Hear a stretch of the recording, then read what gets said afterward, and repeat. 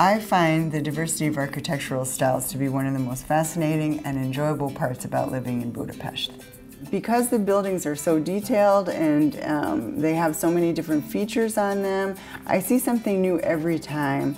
So whether it's an interesting face that I didn't notice before, or a flower, or some sort of other decoration, I really feel like it's just so interesting, even though I'm walking the same streets all the time, to see different aspects of the same buildings that I see every day.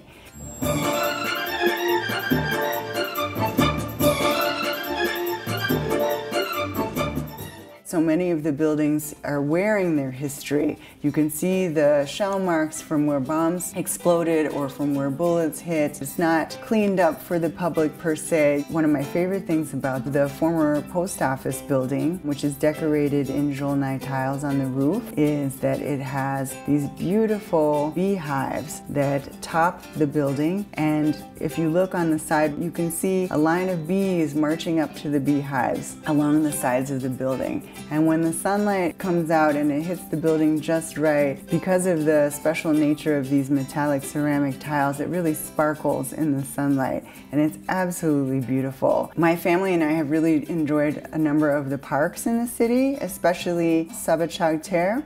This is where we take our dog Molly walking every day. Our dog Molly is now 17 and a half years old, so she has enjoyed her retirement years here in Budapest. She has lots of friends in the park. As a family, we've also enjoyed the natural beauty of Hungary's national parks and, of course, Lake Balaton. One of my fondest memories is looking out and seeing just fields of sunflowers in full bloom, which I had never seen before, actually, in any of my travels. So it was a really beautiful introduction to Hungary. So another first impression I had was how much the countryside, especially around the Kecskemet area, reminded me of home. I grew up in Iowa, which is a rural and agricultural state in the United States. I grew up in a very small town of only 10,000 people. So when I was in the car and I was able to look out the window and see the rolling hills, the fields of different kinds of crops, the trees, it very much reminded me of what I would see out the window when I was driving around home and when I was a child in Iowa. So there was immediately this feeling of home and of familiarity that I had when I first got to Hungary, which made it so much easier to transition here and to really appreciate everything that is the same about our two cultures. Another thing, of course, that we all really love in Budapest is food. My children especially love szilvás gombóc.